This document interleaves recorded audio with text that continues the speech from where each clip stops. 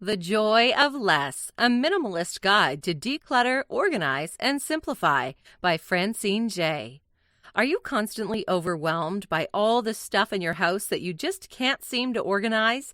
Do you wish there was a better way to organize your belongings that wasn't such a headache? Francine J's The Joy of Less, a Minimalist Guide to Declutter, Organize, and Simplify will teach you how to adopt a new mindset of minimalism that you can apply to your home and your overstuffed closet. So get ready to learn how to live your life more simply and with more joy. Adopting the minimalist mindset. Before you start throwing your stuff into piles, you must first learn to think differently and change your attitude about clutter. By doing this, you will learn to change your relationship with your things so that you can get rid of what you no longer need and not bring in any other items. Jay says you must learn that our stuff exists to serve us, not the other way around. First, learn to see your stuff for what it is. Sometimes we can scratch our heads at how we came to accumulate so much stuff, but most of it can likely be divided into 3 categories: useful, beautiful, and emotional. Useful things are those that we use in daily life, such as items used to feed, clothe, and shelter ourselves, followed by other useful items for comfort, such as beds, plates and silverware, tools, furniture, etc. Think of it this way: anything you use often and that truly adds value to your life is a welcome part of a minimalist household. But remember, these items must be things you actually use. Beautiful things, on the other hand, are not necessarily for survival, but are nice to look at, such as art. But they must have a prominent place in your home and be things that you still enjoy. Finally, emotional things are those that remind us of people, places, and events that are of particular importance to us. Similar to beautiful stuff, only keep these items if they still fill your heart with joy, not because whoever gave it to you would feel bad if you threw it out. Use these categories to evaluate your own stuff in order to get an idea of what you will keep or throw away. Next, you must internalize the idea that you are not what you own. This is easier said than done, of course, because our things often feel intertwined with our identities. And through advertising, we are often encouraged to overconsume. For example, we often buy certain things to project a certain image, such as a more expensive car or other status symbols. This could be called aspirational stuff. According to Jay, these reflect a belief that such items are projections of ourselves and our personalities, and our positions in the corporate world or social hierarchy. This belief expands to key parts of our lives, such as our homes and the items we fill them with, and our clothes. But of course, none of these things will change who we are. So if these things haven't delivered on their promises yet, it may be time to let them go. Experiences are more important than the things needed for them, especially if we never use them. The same is true of items from our past that reflect our accomplishments, such as awards. Getting rid of these items may feel like we're throwing away parts of ourselves, but that is not the case. Doing this actually allows us to live more fully in the present. Once you embrace the idea that less stuff means less stress, which means more freedom to live your life, it will become easier to adopt a sense of detachment from your stuff. You will then be on your way to living a more simple life filled with more joy. Learn to streamline. The next step in this journey, after adopting a sense of minimalism and detachment, is to learn the 10 rules that make up the concept of streamline. These are S, start over; T, trash, treasure, or transfer; R, reason for each item; E, everything in its place; A, all surfaces clear; M, modules; L, limits; I, if one comes in, one goes out; N, narrow down; and E, everyday maintenance. These steps can be divided in half. The first 5 steps will help you in the process of decluttering and organizing your things. For each part of the house you are working on, such as your bedroom or closet, approach it with a clean slate mindset, or start over.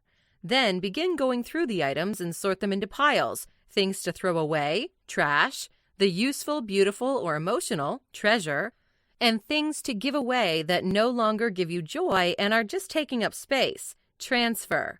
Ask yourself, what is the reason to keep each item you're keeping? For the items you want to keep, you will then sort them further into piles: the inner and outer circles, and deep storage. The inner circles are items that you use very frequently, stored in easily reached places. The outer are those that you do not need as often and can be stored in cabinets or closets. Deep storage can be in an attic, basement, or garage. Everything in its place. Next, aim to keep all the tables, counters, desks, etc. as clean as possible in order to minimize distractions. All surfaces clear. These 5 steps will not only help you do your initial cleanup of all the items in your home, but prepare you to maintain your freshly decluttered home going forward. The next 5 steps will help you with new items you acquire in the future. First, learn to group symbols together in clearly labeled and accessible places so that you know where to find them when you need them, and throw out any unneeded ones. Modules. This will help you further limit your items. Learn to actively limit the items you add to these groups. Next, anytime you find the old item, if one comes in, one goes out. Then learn to get as many uses out of your items as possible. Narrow down. Finally, adopt all of these minimalist strategies into your daily life so that your home never becomes cluttered again. Everyday maintenance. Streamline each area of your home. After learning and understanding the importance of minimalism and streamlining, you are now ready to tackle each of them in your room, and don't be afraid to get creative with repurposing items or moving them to different areas of your home. Starting with your living or family room, evaluate how cluttered it is and how much space is on the floors and surfaces. But it's important to declutter these areas as much as possible to maximize this space necessary for spending time with family and friends. Look at the items you have and decide which make the most sense for your life. Then group different items into modules for your various activities, which will make prep and cleanup time much easier. Keeping surfaces clear will make activities more enjoyable, fun, and safe. Do the same with your bedroom, another commonly used space. This room should be as peaceful as possible in order to encourage good sleep. Focus on only keeping items that are for useful or beauty purposes, such as clothing. Some items that you may want to keep can be moved to other sections of the house. You can get as minimalist as you want with your bedroom items, again based on what works best for you. After this, you will want to tackle your wardrobe or closet, which is probably one of the more time-consuming but important tasks. Throw out or give away what's old, stained, or no longer fits. It reflects who you are now and what you need for certain activities. Going forward, whenever you buy new clothes, make sure to throw out the older items to avoid further clutter. In your kitchen, start with your fridge and pantry. Throw out anything old or expired, and keep any useful tools or appliances. Also get rid of or give away extras of anything or items you seldom use. This is a particularly great opportunity to be charitable by donating non-perishables such as canned goods, or by giving someone an appliance that they could use more often than you. Similarly, in your bathroom, narrow your items down to the most essential toiletries you use every day, with lesser used items organized in a cabinet or drawer. Items such as cleaning products that can be used for multiple purposes are also great for keeping clutter to a minimum. Hopefully by now you get the idea. Apply Streamline principles to any area of your home that could use decluttering and simplifying, such as a home office or any other storage spaces you may have. Declutter your home, declutter your life. Perhaps the most delightful part about adopting a mindset of minimalism and learning to streamline is then learning how to apply it to all aspects of your life.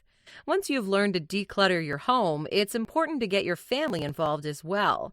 Just as you are learning that your things don't make you who you are, teach your family, especially children, to adopt this mindset as well. Model this for them by keeping your home as decluttered as possible.